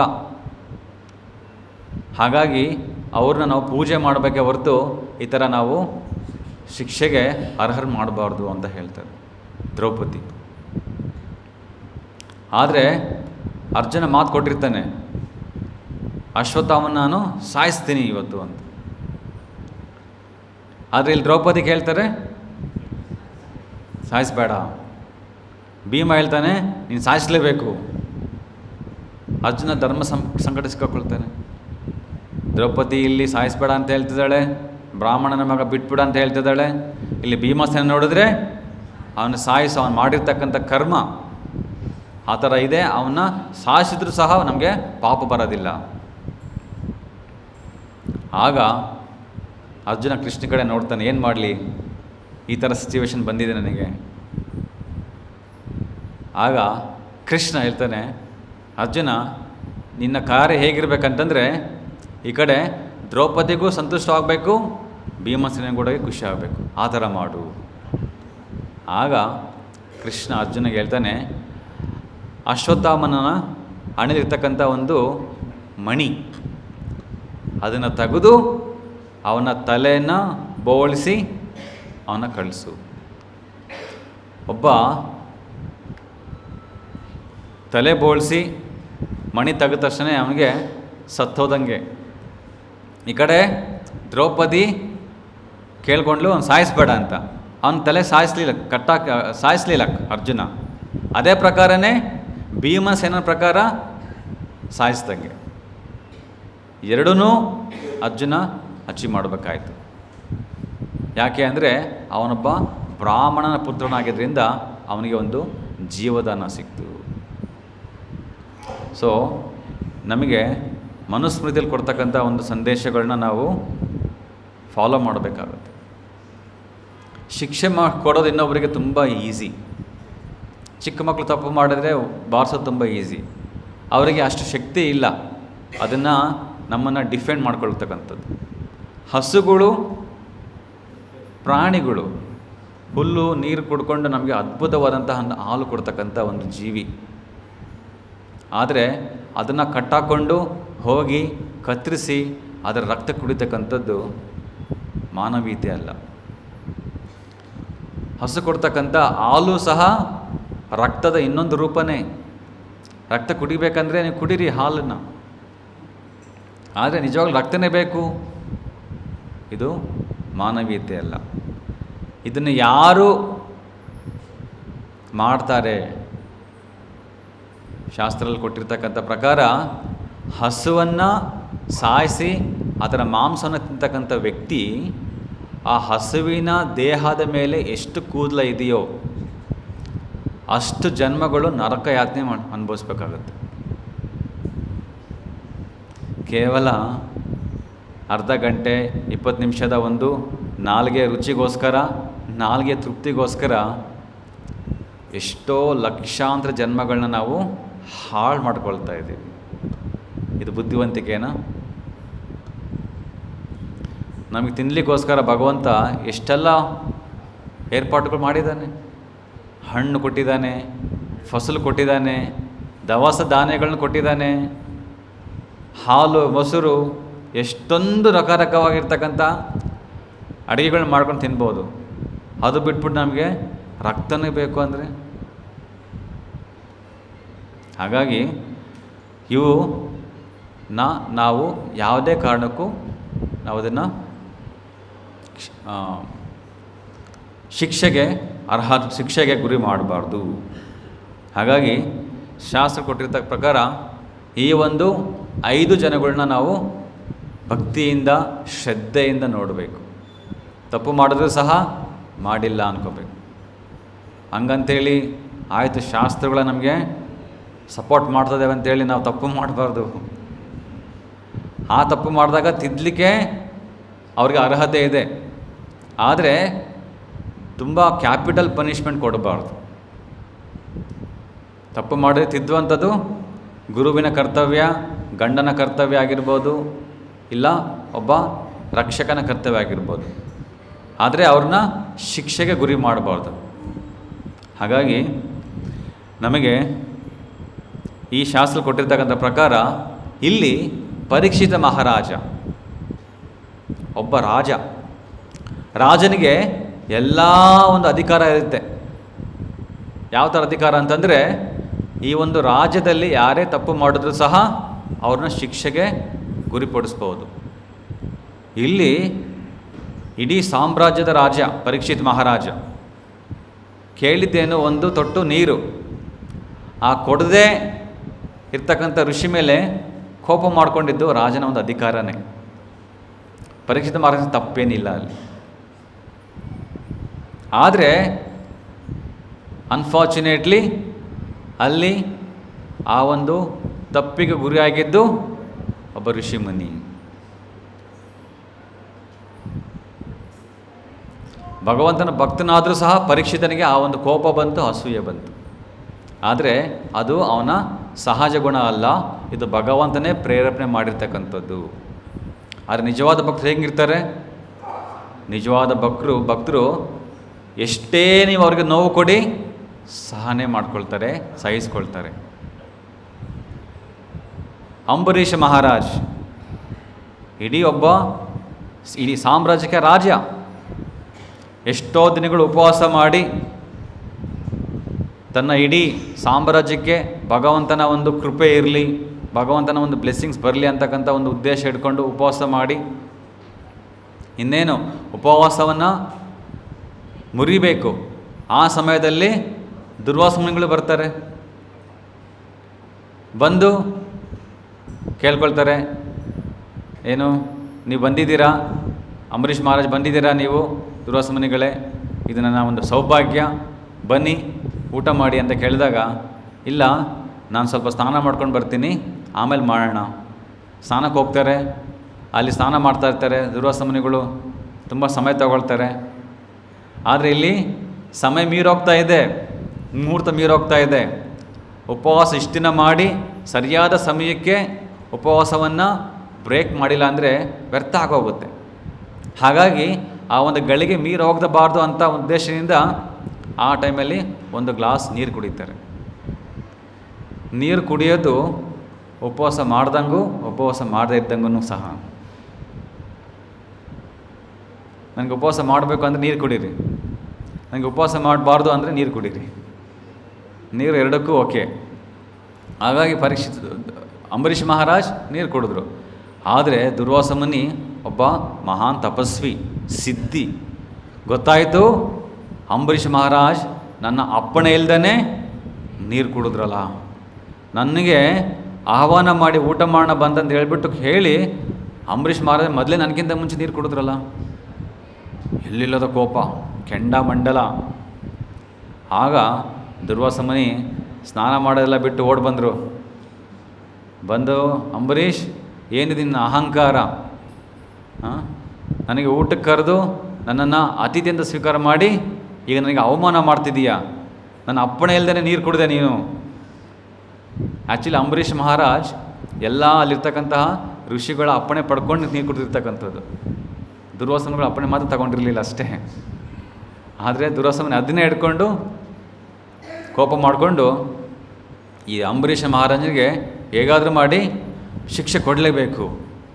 ಆ್ಯಕ್ಚುಲಿ ದುರ್ವಾಸ ಮುನಿಗೆ ಅಂಬರೀಷ ಮಹಾರಾಜನ ಒಂದು ಗುಣಗಾನ, ಅವನ ಒಂದು ರಾಜ್ಯಾಡಳಿತ, ಅವನ ಒಂದು ನೇಮ್ ಫೇಮ್ ಪೊಸಿಷನ್ ನೋಡಿ ತಡ್ಕೊಳೋಕ್ಕಾಗ್ತಾ ಇರಲಿಲ್ಲ, ಅಸೂಯೆ. ಹಾಗಾಗಿ ಹೇಗಾದರೂ ಮಾಡಿ ಆ ಒಂದು ಹೆಸರನ್ನು ಹಾಳು ಮಾಡಬೇಕು ಅನ್ನೋ ಉದ್ದೇಶದಿಂದ ಮೊಸಲು ಕಲ್ಲು ಹುಡ್ಕೋ ಕೆಲಸ ಮಾಡಿದ್ರು. ನೀರು ಕುಡ್ದಿದ್ದಕ್ಕೆ ಕೋಪ, ಅದಕ್ಕೆ ಶಿಕ್ಷೆ ಕೊಡ್ತೀನಿ ಅಂತೇಳಿ ಒಬ್ಬ ಬ್ರಹ್ಮ ರಾಕ್ಷಸನ್ನು ಸೃಷ್ಟಿ ಮಾಡ್ತಾರೆ ದುರ್ವಾಸ ಮುನಿ. ಸೃಷ್ಟಿ ಮಾಡಿ ಈ ಅಂಬರೀಷ ಮಹಾರಾಜನ ಹೊಡೆದಾಕು, ಸಾಯಿಸ್ಬಿಡು. ಆಗ ಅಂಬರೀಷ ಮಹಾರಾಜ್ ಭಕ್ತನಾಗಿರೋದ್ರಿಂದ ಭಕ್ತನ ಲಕ್ಷಣಗಳೇನು? ಸಹನೆ, ಸಹಾನುಭೂತಿ, ಸಹಿಷ್ಣುತೆ. ಭಾಗವತದಲ್ಲಿ ಹೇಳ್ತಾರೆ ಏನು? ಅದ್ವೇಷ್ಟ ಸರ್ವಭೂತಾನ ಮೈತ್ರ ತಿತಿಕ್ಷವ ಕಾರುಣಿಕ ಸುಹೃದ ಸರ್ವದೇಹಿನಃ. ತಿತಿಕ್ಷವ ಅಂದರೆ ಟಾಲರೇಟ್ ಮಾಡ್ಕೊಳ್ಳೋದು, ಏನೇ ಆಗಲಿ ಟಾಲರೇಟ್ ಮಾಡ್ಕೋಬೇಕು. ಇದೊಂದು ಮಹಾನ್ ಗುಣ, ಟಾಲರೆನ್ಸ್. ಇನ್ನೊಬ್ಬರು ನಮಗೆ ಎಷ್ಟೇ ಹೀಯಾಳಿಸಿದ್ರೂ ಸಹ ಟಾಲರೇಟ್ ಮಾಡ್ಕೋಬೇಕು. ಯಾಕೆಂದರೆ ಅದು ನಮಗೆ ಯಾವುದೋ ಒಂದು ಕಾರಣಾಂತರಗಳಿಂದ ಬರ್ತಾ ಇದೆ. ನಮ್ಗೆ ಯಾರೋ ಬಂದು ಬೈದರು, ಏನೋ ನಮಗೆ ಅವಮಾನ ಮಾಡಿದ್ರು ಅಂದರೆ ಅವನ್ನ ದೂಷಿಸಿದ ಅರ್ಥ ಇಲ್ಲ. ಅವನ ಹಿಂದೆ ಯಾವುದೋ ಒಂದು ಶಕ್ತಿ ಅವನ ಉಪಯೋಗಿಸ್ಕೊಂಡು ನನಗೆ ಏನು ಬೇಕೋ ಅದನ್ನು ಡೆಲಿವರಿ ಮಾಡ್ತಾ ಇದೆ. ಆ ಒಂದು ಭಾವನೆ ಬೆಳೆಸ್ಕೋಬೇಕು. ಆ ಒಂದು ಭಾವನೆಯಲ್ಲಿ ಮಾತ್ರ ನಾವು ಭಗವಂತನ ನಾಮಸ್ಮರಣೆ ಮಾಡಲಿಕ್ಕೆ ಸಾಧ್ಯ. ತೃಣಾದಪಿ ಸುನೀಚೈನ ತರೋರಿವ ಸಹಿಷ್ಣುನ ಅಮಾನಿನ ಮಾನದೇನ ಕೀರ್ತನೀಯ ಸದಾ ಹರಿಹಿ. ಭಗವಂತನ ಕೀರ್ತನೆ ನೀವು ಸದಾ ಮಾಡಬೇಕಂದ್ರೆ, ಹರೇ ಕೃಷ್ಣ ಮಂತ್ರ ಜಪ ಮಾಡಬೇಕಂತಂದರೆ ನೀವು ಹೇಗಿರಬೇಕು? ಒಂದು ಮರ ಹೇಗೆ ಎಲ್ಲ ಥರದ ನೋವುಗಳನ್ನ ಸಹಿಸ್ಕೊಳ್ಳುತ್ತೆ. ಬಿಸಿಲು ಬಂದ್ರೂ ಕಂಪ್ಲೇಂಟ್ ಮಾಡಲ್ಲ, ಚಳಿ ಬಂದ್ರೂ ಬ್ಲ್ಯಾಂಕೆಟ್ ಕೇಳಲ್ಲ, ಮಳೆ ಬಂದರೂ ಕೊಡೆ ಕೇಳಲ್ಲ. ಆಮೇಲೆ ನೀವು ಅದರಿಂದ ಹಣ್ಣು ಕಿತ್ಕೊಂಡ್ರೂ ಸಹ ಬೇಡ ಅನ್ನಲ್ಲ. ಕೊನೆಗೆ ನೀವು ಅದ್ರ ರೆಂಬೆನ ಕತ್ತರಿಸ್ಕೊಳ್ಳಿ, ಮೌನವಾಗಿರುತ್ತೆ. ಇಷ್ಟೆಲ್ಲ ಮಾಡಿದ್ರೂ ಸಹ ಕೊನೆಗೆ ನಮಗೆ ಕೊಡೋದೇನು? ಹಣ್ಣು, ನೆರಳು. ಆ ಒಂದು ಮಟ್ಟದಲ್ಲಿ ನಾವು ಸಹನೆಯನ್ನು ಬೆಳೆಸ್ಕೋಬೇಕಾಗುತ್ತೆ. ಇವಾಗೆಲ್ಲ ಅದೆಲ್ಲ ಇಲ್ಲ ಬಿಡಿ. ನಾವು ಸುಮ್ಮನೆ ಹಿಂಗೆ BMTC ಬಸ್ಸಲ್ಲಿ ಹೋಗ್ತಾ ಇರಬೇಕಾದ್ರೆ ಸರ್ ಸ್ವಲ್ಪ ಜಾಗ ಬಿಡಿ ಅಂದರೆ ಸಾಕು, ಹಂಗೆ ಹಿಂಗೆ ನೋಡ್ತಾರೆ. ಸ್ವಲ್ಪ ಮುಟ್ಟಿದ್ರೆ ಸಾಕು ತಟ್ಟಿ ಬಿಡ್ತಾರೆ. ಅವ್ರು ಸಹನೆ ಇಲ್ಲ, ಸಹಾನುಭೂತಿ ಅಂತಕ್ಕದ್ದು ಏನು ಇಲ್ಲವೇ ಇಲ್ಲ. ಪ್ರಾಣಿಗಳ ಥರ ವರ್ತನೆ. ಪ್ರಾಣಿಗಳು ನೋಡಿ ಸ್ವಲ್ಪ ಹಿಂಗೆ ಮುಟ್ಟಿ ಗುರ್ರು ಅನ್ನುತ್ತೆ. ಹೇಗಪ್ಪ ಮನುಷ್ಯರಾಗೆ ಪ್ರಾಣಿಗಳ ಥರ ವರ್ತನೆ ಮಾಡ್ತಾರೆ? ಯಾಕೆ ಅಂತಂದರೆ ಅವರು ಪ್ರಾಣಿಗಳ ಮಾಂಸ ತಿನ್ನೋದ್ರಿಂದ ಪ್ರಾಣಿಗಳಾಗ್ತಾರೆ. ಜೈಸಾ ಅನ್ ವೈಸಾ ಮನ್. ನಾವೇನು ತಿಂತೀವೋ ಅದೇ ಥರ ನಮ್ಮ ಪರಿವರ್ತನೆ, ನಮ್ಮ ವರ್ತನೆಗಳು ಬರ್ತಾ ಇರ್ತವೆ. ಹಾಗೆಯೇ ಇಲ್ಲಿ ಅಂಬರೀಷ ಮಹಾರಾಜ ಕೈ ಜೋಡಿಸ್ಕೊಂಡು ಭಗವಂತನಿಗೆ ಪ್ರಾರ್ಥನೆ ಮಾಡ್ತಾರೆ, ಭಗವಂತ ನೀನೇ ನನ್ನ ಕಾಪಾಡಬೇಕು. ಆಗೇನಾಯಿತು, ಸುದರ್ಶನ ಚಕ್ರ ಕೃಷ್ಣ ಬಿಡ್ತಾನೆ. ಸುದರ್ಶನ ಚಕ್ರ ಬಂದು ಆ ಒಂದು ಬ್ರಹ್ಮರಾಕ್ಷಸವನ್ನು ಸಾಯಿಸಿ ದುರ್ವಾಸ ಮುನಿನ ಹಿಂಬಾಲಿಸ್ಕೊಂಡು ಹೋಗುತ್ತೆ. ಕೊನೆಗೆ ದುರ್ವಾಸ ಮುನಿ ಎಲ್ಲ ಕಡೆ ಹೋಗಿ ನಾರಾಯಣ ವೈಕುಂಠ ಕೂಡ ಹೋಗಿ ಕೇಳ್ಕೊಳ್ತಾನೆ, ಭಗವಂತ ನಿನ್ನನ್ನು ಕ್ಷಮಿಸಿಬಿಡು, ನನ್ನನ್ನು ಬಿಟ್ಬಿಡು, ಈ ಒಂದು ಸುದರ್ಶನ ಚಕ್ರದಿಂದ ನನ್ನನ್ನು ಕಾಪಾಡು ಅಂತ ಕೇಳಿದ್ರೆ ಕೃಷ್ಣ ಹೇಳ್ತಾನೆ, ಸುದರ್ಶನ ಚಕ್ರ ನನ್ನ ಕೈಯಲ್ಲಿ ಇಲ್ಲೇ ಇಲ್ಲ, ನನ್ನ ಕಂಟ್ರೋಲ್ ಮಾಡೋಕ್ಕಾಗೋದೇ ಇಲ್ಲ. ಮತ್ತು ಯಾರು ನೀನೆಲ್ಲ ಬಿಟ್ಟಿದ್ದು? ನಾನು ಬಿಟ್ಟರು ಕಂಟ್ರೋಲ್ಗೆ ನನ್ನ ಕಡೆ ಇಲ್ಲ. ಯಾರ ಕಡೆ ಇದೆ? ಅಂಬರೀಷ ಮಹಾರಾಜನ ಕಡೆ ಇದೆ. ಹೋಗಿ ಅಂಬರೀಷ ಮಹಾರಾಜನ ನಿನಗೆ ಕ್ಷಮೆ ಕೇಳು, ಅಂಬರೀಷ ಮಹಾರಾಜ ಕ್ಷಮಿಸಿದರೆ ಆಗ ಸುದರ್ಶನ ನಿನ್ನನ್ನು ಬಿಡ್ತಾನೆ, ಇಲ್ಲಾಂದರೆ ಬಿಡೋದೇ ಇಲ್ಲ.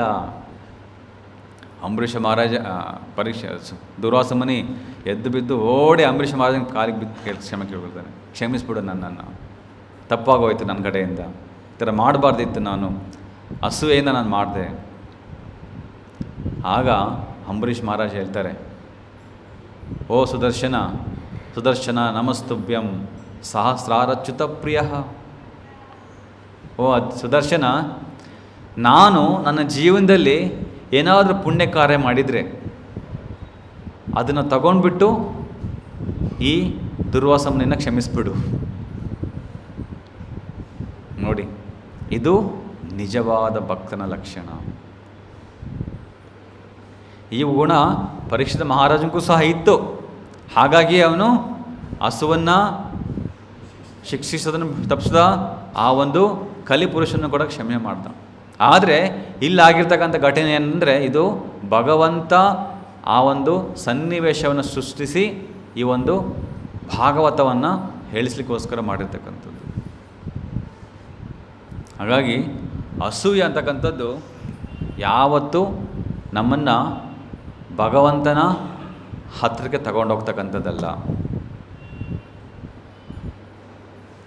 ಅನಸೂಯವೇ ಕೃಷ್ಣ ಭಗವದ್ಗೀತೆಯಲ್ಲಿ ಅರ್ಜುನಿಗೆ ಹೇಳ್ತಾನೆ, ನೀನು ನನಗೆ ಮಿತ್ರ, ಯಾವತ್ತೂ ನನ್ನನ್ನು ಅಸೂಯೆ ಪಟ್ಟಿಲ್ಲ, ಹಾಗಾಗಿ ನಾನು ರಾಜವಿದ್ಯಾ ರಾಜಗುವ್ಯಂ ಪವಿತ್ರಮಿದಮುತ್ತಮಂ.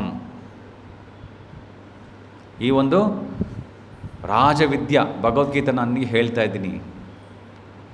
ಹಾಗಾಗಿ ಈ ಒಂದು ಜ್ಞಾನವನ್ನು ನಾವು ಪಡ್ಕೋಬೇಕಂತಂದರೆ ನಾವು ಅಸೂಯೆಯಿಂದ ಮುಕ್ತರಾಗಬೇಕು. ಒಬ್ಬ ತಂದೆ ಮಗನಿಗೆ ಹೇಳ್ತಾ ಇರ್ತಾನೆ, ನಮ್ಮ ಮನಸ್ಸಿನಲ್ಲಿ, ನಮ್ಮ ಹೃದಯದಲ್ಲಿ ಎರಡು ಪಕ್ಷಿಗಳಿರ್ತವೆ, ಒಂದು ಒಳ್ಳೆ ಪಕ್ಷಿ, ಇನ್ನೊಂದು ಕೆಟ್ಟ ಪಕ್ಷಿ. ಎರಡು ಸದಾ ಯುದ್ಧ ಮಾಡ್ತಾ ಇರ್ತವೆ. ಒಳ್ಳೆ ಪಕ್ಷಿ ಅಂದರೆ ನಮ್ಮಲ್ಲಿರ್ತಕ್ಕಂತಹ ಸಹನೆ, ಸಹಾನುಭೂತಿ, ಕರುಣೆ.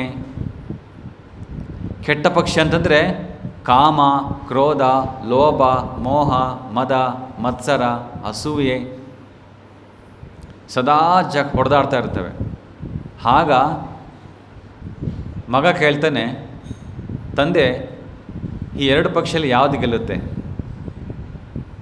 ತಂದೆ ಹೇಳ್ತಾರೆ, ನೀನು ಯಾವುದಕ್ಕೆ ಅನ್ನ ಹಾಕ್ತೀಯೋ ಆ ಪಕ್ಷಿ ಗೆಲ್ಲುತ್ತೆ, ಯಾವುದನ್ನು ನೀನು ಉಪವಾಸ ಇಡ್ತೀಯೋ ಅದು ವೀಕಾಗಿ ಸತ್ತೋಗುತ್ತೆ. ಈಗ ನಮ್ಮಿರ್ತಕ್ಕಂಥ ಇಷ್ಟೊಂದು ನಮ್ಮಲ್ಲಿ ಒಳ್ಳೆಯದೂ ಇದೆ, ಕೆಟ್ಟದ್ದು ಇದೆ.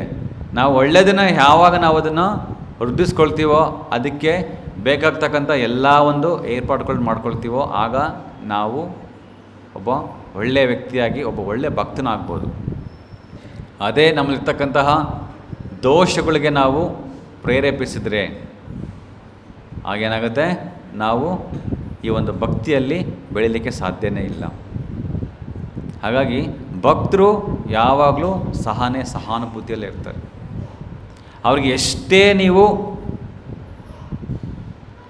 ಹಿಂಸೆ ಕೊಟ್ಟರೂ ಸಹ ಅವರು ಯಾವತ್ತೂ ಮೈತ್ರ ಕರುಣ ಏವಚ, ಸದಾ ಇನ್ನೊಬ್ಬರ ಒಳ್ಳೆಯದಕ್ಕೋಸ್ಕರ ಆಶಿಸ್ತಾ ಇರ್ತಾರೆ. ಪರ ದುಃಖ ದುಃಖಿ. ಒಬ್ಬ ಭಕ್ತ ಇನ್ನೊಬ್ಬರ ದುಃಖ ನೋಡಿ ತಾನು ದುಃಖ ಪಡ್ತಾನೆ. ಅದು ಭಕ್ತರ ಲಕ್ಷಣ. ಪ್ರಹ್ಲಾದ ಮಹಾರಾಜನಿಗೆ ತನ್ನ ತಂದೆ ಎಷ್ಟು ಟಾರ್ಚರ್ ಕೊಟ್ಟು ಸಾಯಿಸ್ಲಿಕ್ಕೂ ಕೂಡ ಹೋಗ್ತಾರೆ. ಎಲ್ಲದನ್ನು ಸಾಯಿಸ್ಕೊಂಡಿರ್ತಕ್ಕಂಥ ಆ ಒಂದು ಚಿಕ್ಕ ಬಾಲಕ 5 ವರ್ಷದ ಪ್ರಹ್ಲಾದ ಕೊನೆ ಕೇಳ್ಕೊಂಡಿದ್ದೇನು ನರಸಿಂಹ ಭಗವಾನ್ ಹತ್ರ, ನನ್ನ ತಂದೆಯನ್ನು ಕ್ಷಮಿಸಿಬಿಡು ಭಗವಂತ. ನೋಡಿ, ತಂದೆನೇ ಮಗನ ಸಾಯಿಸ್ಲಿಕ್ಕೆ ಹೋದ್ರೆ ಮಗ ತಂದೆಯ ಹೊಳಿತಿಗೋಸ್ಕರ ಕೇಳ್ಕೊಂಡ್ರು. ಅದೇ ನಾವು ಹಿಸ್ಟ್ರಿಯಲ್ಲಿ ಓದ್ತೀವಿ, ಮೊಘಲ್ ಸಾಮ್ರಾಜ್ಯದಲ್ಲಿ ಬರ್ತಾನೆ ಔರಂಗಜೇಬ ಅಂತಕ್ಕಂಥ ಒಬ್ಬ ಕ್ರೂರಿ. ಅವನು ತನ್ನ ತಂದೆ ತನ್ನನ್ನು ರಾಜ ಮಾಡಲಿಲ್ಲ ಅನ್ನೋದಕ್ಕೋಸ್ಕರ ಕೋಪಗೊಂಡು ಅವನು 3ನೇ ಮಗ, ತನ್ನ ದೊಡ್ಡ ಮಗ ಇರ್ತಾನೆ, 2ನೇ ಮಗ ಇರ್ತಾನೆ, ಅವ್ರನ್ನ ಮಾಡಬೇಕು ಅಂತ ತಂದೆ ಯೋಚನೆ ಮಾಡ್ತಾ ಇರ್ತಾನೆ, ಶಾಜಹಾನ್. ಆದರೆ ಇವನಿಗೆ ರಾಜ ಅಧಿಕಾರ ಸಿಗೋದಿಲ್ವ ಅಂತ ಒಂದು ಕೋಪದಲ್ಲಿ ತನ್ನ 2 ಅಣ್ಣಂದ್ರನ್ನ ಸಾಯಿಸಾಕ್ತಾನೆ. ತನ್ನ ತಂದೆಯನ್ನು ಸೆರೆ ಮಾಡಿ ಬಂಧನದಲ್ಲಿಟ್ಟು ಸಾಯೋ ತನಕ ಅಲ್ಲೇ ಕೂಡಾಕಿರ್ತಾನೆ. ಕಂಸನ ಮಾಡಿದ ಅದನ್ನೇ.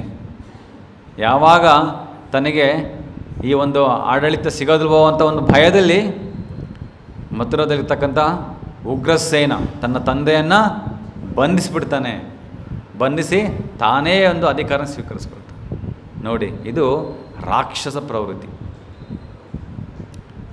ಭಕ್ತರ ಪ್ರವೃತ್ತಿ ಅದಲ್ಲ. ಭಕ್ತರ ಪ್ರವೃತ್ತಿ ಎಕ್ಸಾಕ್ಟಾಗಿ ಉಲ್ಟಾ, ಅಪೋಸಿಟ್. ಅವರು ನೀವು ಎಷ್ಟೇ ಇದು ಮಾಡಿದ್ರು ಸಹ ಅವರು ಕ್ಷಮೆ ಇರುತ್ತೆ, ಅವರಿಗೆ ಸಹನೆ ಇರುತ್ತೆ, ಸಹಾನುಭೂತಿ ಇರುತ್ತೆ. ಇದೇ ಟೆಸ್ಟು. ನಾನು ಭಗವಂತನ ಭಕ್ತ ಅನ್ನೋದಕ್ಕೆ ಟೆಸ್ಟ್ ಏನು? ಈ ಥರ ಸನ್ನಿವೇಶ ಬಂದಾಗ, ಸಂದರ್ಭ ಬಂದಾಗ ಹೇಗೆ ವರ್ತನೆ ಮಾಡ್ತೀಯಾ ಅಂತ, ಅಲ್ವಾ? ಅದೇ ರೀತಿಯಾಗಿ ಹರಿದಾಸ್ ಠಾಕೂರ್ ಅವರಿಗೆ 22 ಮಾರ್ಕೆಟ್ ಜಾಗದಲ್ಲಿ ಈ ಮುಸ್ಲಿಂ ಸೈನಿಕರು ಬಂಧನೆ ಮಾಡಿಕೊಂಡು ಚಾಟಿಯಿಂದ ಬಾರಿಸ್ತಾರೆ. ಯಾಕೆ? ಹರೇ ಕೃಷ್ಣ ಚಾಂಟಿಂಗ್ ಮಾಡಿದ್ದಕ್ಕೆ. ಒಂದು ಮಾರ್ಕೆಟ್ ಜಾಗ ಕರ್ಕೊಂಡು ಹೋಗ್ತಾರೆ, ಅಲ್ಲಿ ಬಾರಿಸ್ತಾರೆ. ಮತ್ತೊಂದು ಕಡೆ ಕರ್ಕೊಂಡು ಹೋಗ್ತಾರೆ, ಅಲ್ಲಿನೂ ಬಾರಿಸ್ತಾರೆ. ಇನ್ನೊಂದು ಕಡೆ ಕರ್ಕೊಂಡು ಹೋಗ್ತಾರೆ, ಜನ ಎಲ್ಲ ಸೇರ್ಕೊಳ್ತಾರೆ, ಅವ್ರ ಮುಂದೆ ಬಾರಿಸ್ತಾರೆ. ಯಾಕೆ? ಯಾರು ಈ ಹರೇ ಕೃಷ್ಣ ಮಂತ್ರನ ಜಪ ಮಾಡ್ತಾರೋ ಅವರಿಗೆ ಇದೇ ಶಿಕ್ಷೆ ಅಂತ ತೋರಿಸ್ಲಿಕ್ಕೋಸ್ಕರ, ಆ ಒಂದು ಡೆಮಾನ್ಸ್ಟ್ರೇಷನ್ ಮಾಡಲಿಕ್ಕೋಸ್ಕರ 22 ಮಾರ್ಕೆಟ್ ಜಾಗ ಕರ್ಕೊಂಡೋಗಿ ಹರಿದಾಸ್ ಠಾಕೂರ್ಗೆ ಶಿಕ್ಷೆಗೆ ಗುರಿ ಮಾಡ್ತಾರೆ. ಆದರೆ ಹರಿದಾಸ್ ಠಾಕೂರ್ ಇಷ್ಟೆಲ್ಲ ನೋವು ತಿಂದರೂ ಸಹ ಒಂದೇ ಒಂದು ಭಗವಂತ ಕೇಳ್ಕೊಳ್ತಾನೆ. ಏನು? ಭಗವಂತ, ಇವ್ರನ್ನ ಕ್ಷಮೆ ಮಾಡಿಬಿಡು, ಕ್ಷಮಿಸ್ಬಿಡು.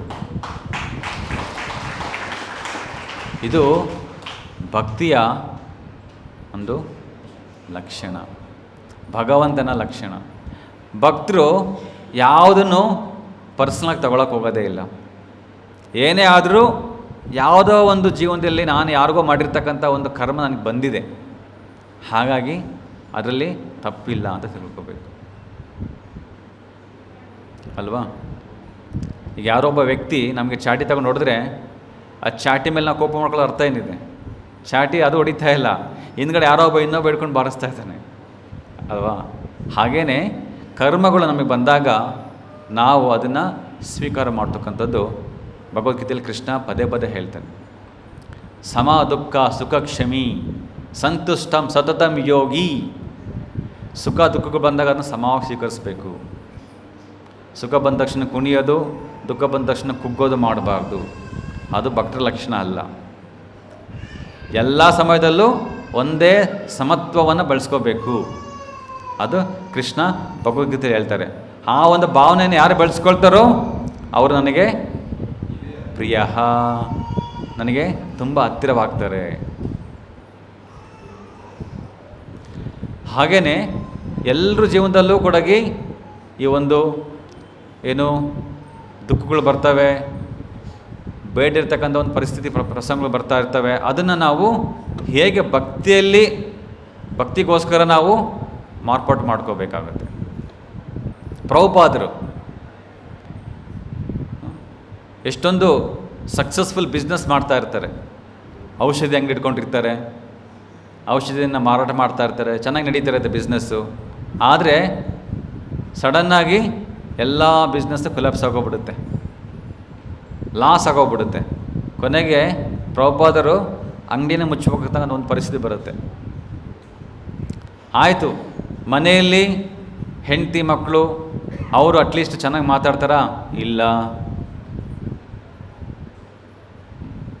ಮಕ್ಕಳು ಚೆನ್ನಾಗಿ ಮಾತಾಡ್ತಾ ಇಲ್ಲ, ಹೆಂಡತಿನ ಸರಿಯಾಗಿ ಫಾಲೋ ಮಾಡ್ತಾ ಇಲ್ಲ. ಕೊನೆಗೆ ಪ್ರಭುಪಾದರು ಭಗವದ್ಗೀತೆಗೆ ಏನು ಇದು ಬರೀತಾ ಇರ್ತಾರೆ, ಭಾವಾರ್ಥಗಳು ಬರೀತಾ ಇರ್ತಾರೆ. ಬರೆದು ಪುಸ್ತಕ ಬರೆದಿಟ್ಟಿರ್ತಾರೆ ಮನೆಯಲ್ಲಿ. ಅದನ್ನು ತನ್ನ ಹೆಂಡತಿ ತಗೊಂಡೋಗಿ ಅಂಗಡಿಯಲ್ಲಿ ಪೇಪರ್ ತೂಕ ಹಾಕಿ ಅಲ್ಲಿ ಬಂದಿದ್ದಕ್ಕಂಥ ದುಡ್ಡನ್ನು ತಗೊಂಡು ಕಾಫಿ ಬಿಸ್ಕೆಟ್ ತೊಗೊಂಡ್ಬರ್ತಾರೆ. ತೊಗೊಂಡು ಬಂದು ಕಾಫಿ ಮಾಡ್ಕೊಂಡು ಕುಡಿತಾ ಇರ್ತಾಳೆ, ತಿಂತಾ ಇರ್ತಾಳೆ. ಪ್ರಭುಪಾದರು ರಾತ್ರಿ ಹಗಲು ನಿದ್ದೆ ಇಲ್ಲದೇ ಕಷ್ಟಪಟ್ಟು ಬರೆದಿರ್ತಕ್ಕಂಥ ಒಂದು ಮ್ಯಾನುಸ್ಕ್ರಿಪ್ಟ್ ಕೇವಲ ಒಂದು ಪೇಪರ್ ತೂಕಕ್ಕೆ ಹಾಕಿ ತೊಗೊಂಬಂದಿರ್ತಕ್ಕಂಥದ್ದು. ಎಷ್ಟು ದುಃಖ ಆಗುತ್ತೆ. ಆ ಪ್ರಭುಪಾದರು ಸಿಟ್ಟಲ್ಲಿ ಕೇಳ್ತಾರೆ, ಏನಿದು ಮಾಡಿದ್ದು ನೀನು? ಇಷ್ಟೆಲ್ಲ ನೀನು ಮಾಡಿದ್ದು ನಾನು ಸಹಿಸ್ಕೊಂಡೆ, ಆದರೆ ಇವತ್ತು ಮಾಡಿದ್ದು ಅತಿ ಆಯಿತು. ಇವತ್ತು ಹೇಳು, ನಿನಗೆ ನಾನು ಬೇಕಾ ಇಲ್ಲ ಟೀ ಬೇಕಾ? ಅಮ್ಮ ಜೋಕಾಗಿ ನನ್ನ ಹಸ್ಬೆಂಡಲ್ಲ ಜೋಕ್ ಮಾಡ್ಬೋದು ಅಂತೇಳಿ ಟೀ ಅಂದ್ಬಿಡ್ತಾಳೆ. ಅದೇ ಲಾಸ್ಟ್. ಪ್ರಭುಪಾದರು ಆ ಕ್ಷಣದಲ್ಲಿ ಮನೆಯನ್ನು ಬಿಟ್ಟು ಹೊರಟೋಗ್ತಾರೆ. ಮತ್ತೆ ಯಾವತ್ತು ಮನೆಗೆ ಬರೋದೇ ಇಲ್ಲ, ಮತ್ತೆ ಹೆಂಡತಿ ನೋಡಲೇ ಇಲ್ಲ. ಆದರೆ ಪ್ರಭುಪಾದರು ಹೋಗಿದ್ದು, ಕೋಪ ಮಾಡ್ಕೊಂಡು ಹೋಗಿದ್ದು, ಅದು ಒಂದು ಕೇವಲ ನಮ್ಮ ದೃಷ್ಟಿಯಲ್ಲಿ ಪ್ರಭುಪಾದರು ಕೋಪ ಮಾಡ್ಕೊಂಡ್ರಂತ. ಆದರೆ ಇದ್ರ ಹಿಂದ್ಗಡೆ ಭಗವಂತನ ಒಂದು ದಿವ್ಯವಾದ ಒಂದು ಪ್ಲ್ಯಾನ್ ಇತ್ತು. ಅದೇನು ಅಂದರೆ ಪ್ರಭುಪಾದರು ಮನೆಯನ್ನು ಬಿಟ್ಟು ಹೋಗಿ ಇಡೀ ಒಂದು ಪ್ರಪಂಚವನ್ನು ಕೃಷ್ಣ ಕಾನ್ಷಿಯಸ್ ಮಾಡಬೇಕಂತಕ್ಕಂಥ ಗುರಿ ಇತ್ತು. ಆ ಒಂದು ಗುರಿ, ಆ ಒಂದು ಇದನ್ನು ಅಚೀವ್ ಮಾಡಲಿಕ್ಕೋಸ್ಕರ ಕೃಷ್ಣ ಪ್ರಭುಪಾದರನ್ನು ಉಪಯೋಗಿಸ್ಕೊಂಡು ಈ ಒಂದು ಸನ್ನಿವೇಶ ಸೃಷ್ಟಿಸಿದರು. ಹೇಗೆ ಪರೀಕ್ಷಿತ ಮಹಾರಾಜನಿಗೆ ಕೋಪ ಮತ್ತು ಅಸೂಯೆಯನ್ನು ಉಂಟು ಮಾಡಿ ಕೊನೆಗೆ ಭಾಗವತವನ್ನು ಹೇಳುವಂಥ ಸಂದರ್ಭ ಬಂತು. ಅರ್ಜುನನ ದುಃಖಕ್ಕೆ ಈಡು ಮಾಡಿ ಭಗವದ್ಗೀತೆಯನ್ನು ಹೇಳುವಂಥ ಸನ್ನಿವೇಶ ಬಂತು. ಹಾಗೆಯೇ ಪ್ರಭುಪಾದರು ಕೂಡ ಈ ಒಂದು ಕಷ್ಟವನ್ನು ಅನುಭವಿಸಿ ಮನೆ ತೊರೆದು ಇಡೀ ಪ್ರಪಂಚವನ್ನೇ ಬೆಳಗ್ತಕ್ಕಂಥದ್ದು, ಕೃಷ್ಣ ಪ್ರಜ್ಞೆ ಮಾಡ್ತಕ್ಕಂಥದ್ದು ಕೃಷ್ಣನ ಪ್ಲ್ಯಾನ್ ಆಗಿತ್ತು. ಹಾಗಾಗಿ ಯಾರು ಶುದ್ಧ ಭಕ್ತರಿರ್ತಾರೋ ಅವರು ಸದಾ ಭಗವಂತನ ರಕ್ಷಣೆಯಲ್ಲಿರ್ತಾರೆ. ಅವರು ಭಗವಂತನ ಒಂದು ಇನ್ಸ್ಟ್ರೂಮೆಂಟ್ ಆಗಿರ್ತಾರೆ. ಸೊ ಇದು ನಾವು ಕೂಡ ಭಗವಂತನ ಒಂದು ಇನ್ಸ್ಟ್ರೂಮೆಂಟ್ ಆಗಬೇಕು, ಭಗವಂತನ ಒಂದು ಕೃಪೆಗೆ ಪಾತ್ರರಾಗಬೇಕಂತಂದರೆ ನಾವು ಭಕ್ತಿಯಲ್ಲಿ ಬೆಳೀಬೇಕು, ಶುದ್ಧ ಭಕ್ತರಾಗಬೇಕು. ಇದೇ ಇವತ್ತಿನ ಸಂದೇಶ. ಶ್ರೀಮದ್ ಭಾಗವತಂ ಕೀ, ವಿಶ್ವಗುರು ಶಿಲ ಪ್ರಭುಪಾದ ಕೀ, ಇದ ಗೌರ ಪ್ರೇಮನಂದಿ.